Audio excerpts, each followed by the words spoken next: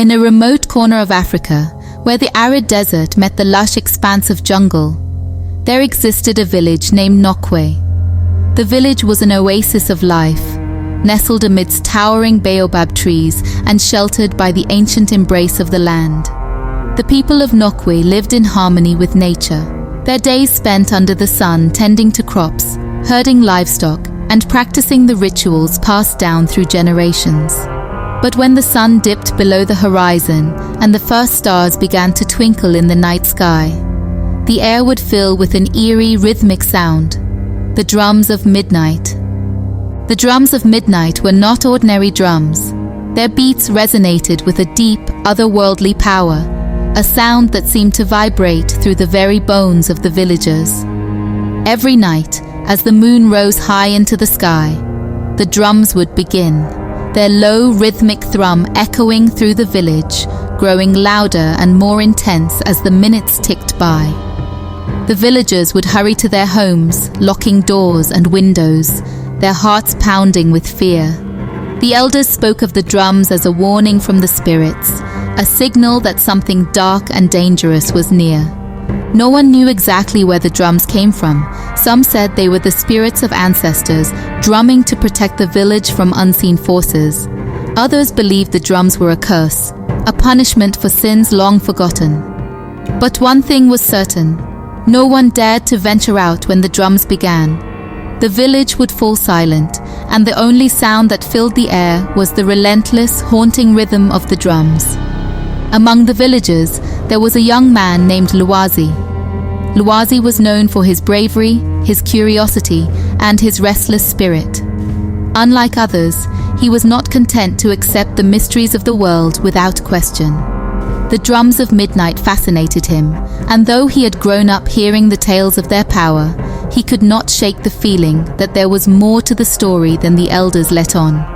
He had always been a skeptic, questioning the old ways and seeking answers where others saw only superstition. As the years passed, Luwazi's curiosity grew into an obsession. He would lie awake at night, listening to the drums, trying to discern any pattern or meaning in their rhythm. He began to notice things others did not: the subtle changes in tempo, the way the sound seemed to move through the village, as if searching for something. He became convinced that the drums were not the work of spirits, but something else, something tangible and real. And so one night, as the moon hung high in the sky, Luwazi made a decision that would change his life forever. He would find the source of the drums of midnight. It was a night like any other in Nokwe. The sky was clear, the stars shining brightly above, and the air was cool and still. The villagers had retreated to their homes, their doors and windows securely locked, as the first faint beats of the drums began to echo through the air. But Luwazi did not follow them. Instead, he prepared for his journey. He dressed in dark, loose-fitting clothes, wrapped a strip of cloth around his head to keep his hair out of his eyes, and strapped a knife to his waist. He took only what he needed: a torch, a water skin, and a small pouch of dried meat.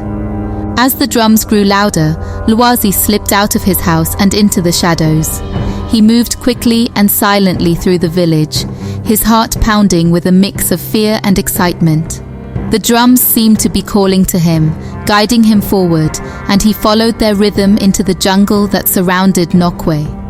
The air was thick with the scent of earth and foliage, and the only light came from the moon, casting long, eerie shadows on the ground. The jungle was a place of mystery, a vast, impenetrable labyrinth of trees and vines that few dared to enter at night. But Luwazi was determined. He pushed his way through the undergrowth, his torch flickering in the darkness, the sound of the drums growing ever louder.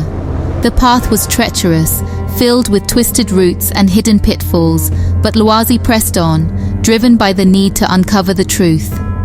Hours passed as Luwazi journeyed deeper into the jungle. The trees grew taller and thicker, their branches intertwining to form a dense canopy that blocked out the stars. The air became cooler, and the shadows seemed to close in around him, as if the jungle itself was trying to swallow him whole. The drums were almost deafening now, their beats vibrating through the ground. But still, There was no sign of any drummers, no sign of anyone at all. Loazi began to doubt himself. He had come so far, but what if the drums were just a trick of the mind, a hallucination brought on by fear and exhaustion? He paused to catch his breath, leaning against a massive tree trunk, his thoughts racing. But just as he was about to turn back, something caught his eye, a faint light in the distance, flickering like a candle flame. Without thinking, Loazi moved toward the light, his heart pounding in his chest. The jungle seemed to part before him, the undergrowth giving way to a narrow, winding path that led to a small clearing. In the center of the clearing stood a massive baobab tree, its trunk wide and ancient, its roots spreading out like the arms of a giant. The light was coming from the base of the tree, where a small opening in the bark revealed a hidden chamber within. The drums were coming from inside the tree. Loazi hesitated, his mind racing. This was it, the source of the drums of midnight. But as he approached the opening, a chill ran down his spine.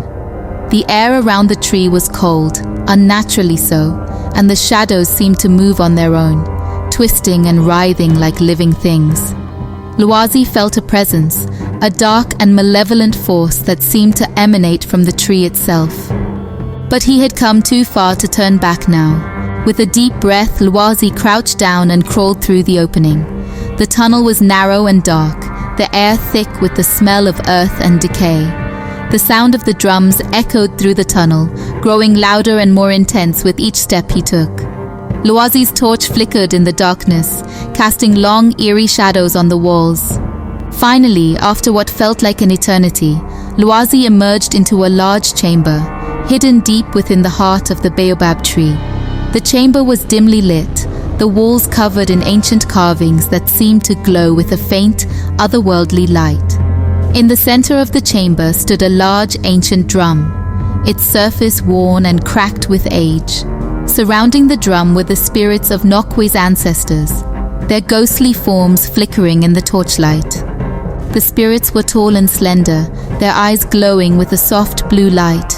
They wore long, flowing robes made of a material that seemed to shimmer like water, and their faces were hidden beneath hoods.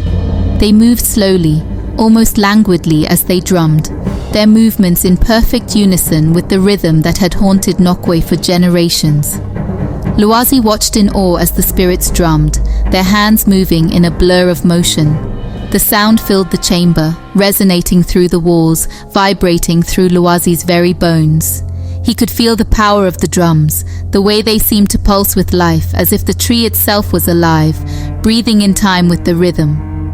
One of the spirits stepped forward, its voice a soft whisper that echoed through the chamber. "Why have you come, young one?" Loazi, trembling, bowed his head in respect. "I came to find the truth," he replied, his voice shaking. "To understand the drums of midnight." The spirit nodded slowly. "The drums are a warning, a call to the living to remember the past, to honor the spirits who came before. They protect the village from those who would do it harm, but they also serve as a reminder that the past cannot be forgotten." Loazi listened in stunned silence, the weight of the spirit's words sinking in. He had sought the truth, and now he had found it, along with the responsibility that came with it. He thanked the spirits and promised to honor their memory, to ensure that the people of Nokwe would never forget the sacrifices of their ancestors.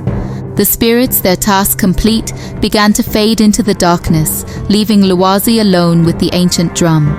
The tunnel behind him seemed to close, sealing the chamber once more. As he made his way back to the village, Loazi felt a new sense of purpose. He had uncovered the mystery of the drums of midnight. And though the truth was more than he had ever expected, he was determined to protect his village, just as the spirits had done for generations. When Loazi emerged from the jungle, the first light of dawn was breaking over the horizon. The village of Nokwe lay silent, the people still huddled in their homes, waiting for the danger to pass. But as Loazi walked through the village, the fear that had once gripped his heart was gone. He had faced the darkness, uncovered its secrets, and emerged stronger for it.